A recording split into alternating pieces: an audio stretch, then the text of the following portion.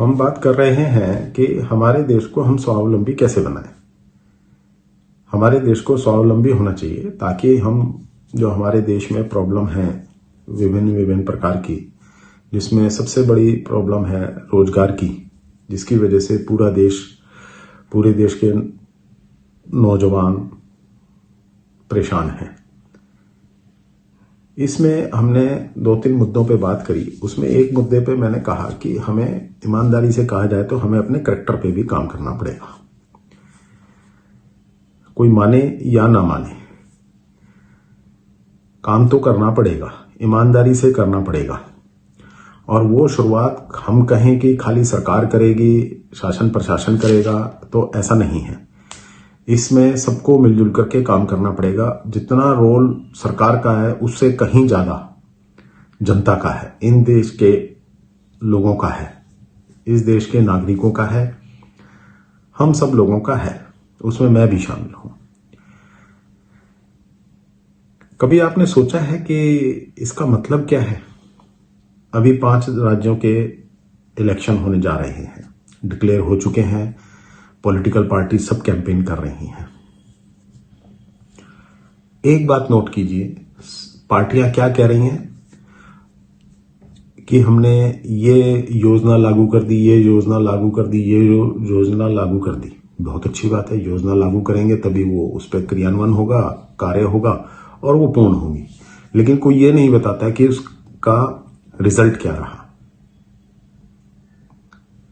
आप बताते तो हैं, लेकिन मेरा मानना यह है कि आपको बताने की जरूरत क्यों पड़ती है? अगर आपने कोई योजना बनाई है जो जनता हित में है, देश हित में है, समाज हित में है, तो लोगों को वैसे भी दिखेगी और लोगों को यह समझ में आएगा कि हाँ, ये काम सरकार ने किया है या नहीं किया है। आज 70 साल बाद भी अगर हम दिल्ली राज्य की बात करें, जो देश की राजधानी है, आज भी वहां सड़कें ठीक नहीं है। सरकारें भले ही कितना क्लेम करते हैं कि हाँ जी सड़कें देखो हमने इतनी बना दी, इतना किलोमीटर बना दी। सड़कें किलोमीटर में बनाना एक अलग विषय है और अच्छी क्वालिटी की बनाना, जिसपे बम्पी रोड्स ना हो, गड्ढे ना हो, टूटी फूटी ना हो, वो एक अलग विषय है। हम लोगों को क्या चीज चाहिए? हमें सड़कें किलोमीटर में लंबी चाहिए या साफ सुथरी ठीक ठाक सड़कें चाहिए, जिसपे गाड़ियां लोग आराम से ठीक ठाक आ जा सकें। आपने एक बात नोट करी है, मानसून आता है, सीवर लाइन भर जाती है, गड्ढे खुले पड़े रहते हैं, बच्चे उनमें गिर जाते हैं, लोग गिर जाते हैं, गाड़ियां गिर जाती हैं, टूट फूट जाते हैं। उस समय थोड़ा सा रोष प्रकट करते हैं, नोटिस इशू हो जाते हैं, 1-2 लोगों को फाइन हो जाता है और उसके बाद बात खत्म हो जाती है। उस समय बहुत शोर मचता है और अगले साल फिर वही कहानी रिपीट होती है। इसी तरीके से जब कोई त्योहार आता है तो मिठाइयों पे, घी के ऊपर, खाद्य पदार्थों पे, मेरा कहने का मतलब ये है, खाद्य पदार्थों पे शोर मचना शुरू हो जाता है और जैसे ही वो फेस्टिवल सीजन खत्म होता है वो बात खत्म हो जाती है। चिकित्सा सुविधा देख लीजिए, आज भी कोरोना में इतना शोर मचा, इतना सब कुछ हुआ, सरकारों ने, लोगों ने मेडिकल स्टाफ के लिए खूब उनको प्रेज भी किया, उनको सपोर्ट भी किया। करना भी चाहिए था, करना भी चाहिए और आगे भी करना चाहिए। लेकिन आज क्या है अस्पतालों की स्थिति? आज फिर जाके देख लीजिए, वही ढाक के 3 पात। ना कोई काम करने को तैयार है, ना कोई तहजीब से बात करने को तैयार है, वही बदतमीजियां, वही सब कुछ, करप्शन का वही बुरा हाल है। आपको एक एग्जांपल दे देता हूं, सरकार ने फिक्स किया है कि जितने भी प्राइवेट चिकित्सालय हैं, हॉस्पिटल्स हैं, जहां उन्होंने बोला है वहां जाइए और 250 रुपए में आपको इंजेक्शन लग जाएगा। वहां जाइए, वो क्या कहते हैं, आप सिरिंज अलग से लाइए जी, सिरिंज इसमें नहीं है। अच्छा जी, सिरिंज के अलग से फिर पैसे दीजिए।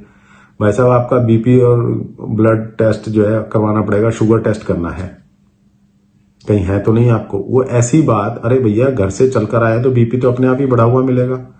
आप क्या कहना चाहते हैं इस बात से? अगर वो लिख के कुछ दे देगा तो उससे क्या होगा कि नहीं जी, इंजेक्शन लगाने से पहले बीपी और वो चेक करना पड़ेगा और उसके पैसे अलग से हैं उसको लेने के लिए। तो ये करप्शन नहीं है तो क्या है?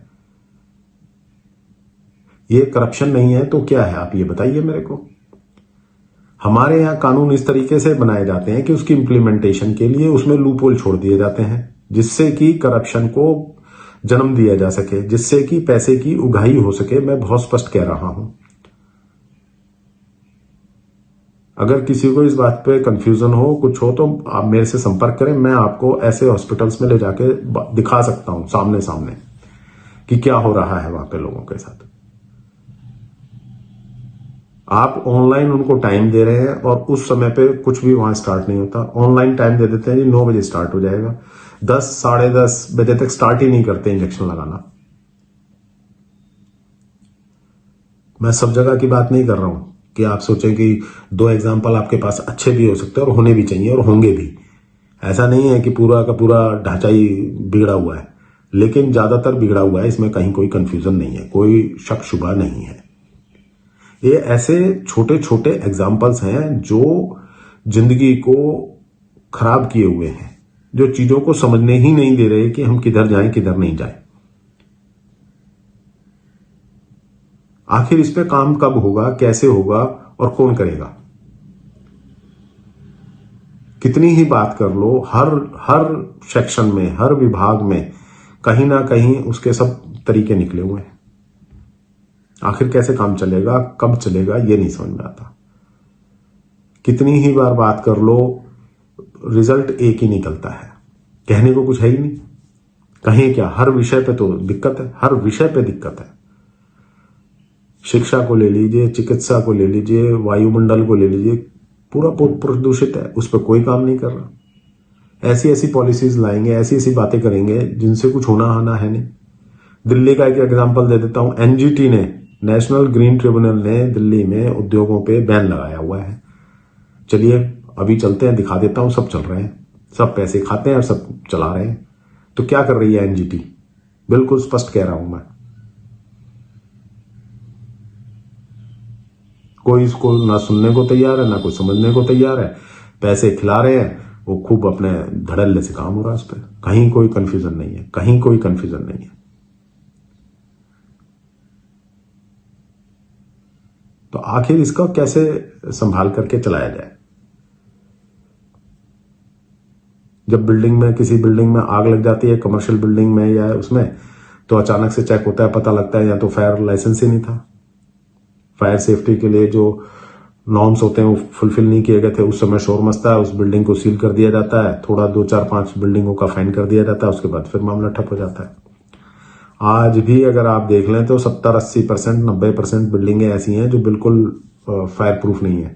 फायर प्रूफ से मेरा मतलब है कि अगर लग जाए तो उनके पास साधन भी नहीं है। मैं सारी बातें दिल्ली की बिल्डिंगों को, बड़ी बड़ी बिल्डिंगें, कमर्शियल बिल्डिंग, कनॉट प्लेस जैसी, नेहरू प्लेस जैसी बिल्डिंगों में आप जाके देख लीजिए क्या अरेंजमेंट है। जहां आग लग जाए, भगवान ना करे, जहां फायर टेंडर को जाके खड़ा होकर के पानी का प्रेशर देना है उन बिल्डिंगों में, वहां पे गाड़ियां पार्क करके खड़ी हुई होती हैं। तो अगर वहां लोगों की गाड़ियां पार्क करके खड़ी हुई हैं, तो फायर टेंडर कल को भगवान ना करे आग लग जाए तो कहां के खड़ी होंगी? अरे भाई साहब, कोई फर्क नहीं पड़ता। बात कर लो, पार्किंग वाला भी यही कह देता है, वहां का गार्ड भी यही कह देता है। भाई साहब, फर्क तो कोई नहीं पड़ता, लेकिन जब लगेगी तब जो जिसका मर जाता है उसको तो फर्क पड़ जाता है, बाकी किसी को कोई फर्क नहीं पड़ता। ये जो एटीट्यूड है, ये जो सब बातें हैं, ये तंग करती हैं।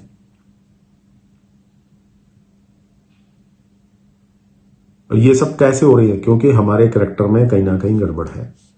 हम उन बातों को गंभीरता से लेते ही नहीं है, हम उसमें संवेदनशीलता है ही नहीं हमारे अंदर। यही सब बातें हैं जो हमें ध्यान देनी है। कैरेक्टर का मतलब सिर्फ सच और झूठ बोलना नहीं है कि सच बोल दिया तो मैं कैरेक्टर वाला आदमी हो गया और मैंने झूठ बोल दिया तो मेरा कैरेक्टर खराब हो गया। और भी बहुत सी बातें हैं जिनको आपको देखना पड़ेगा।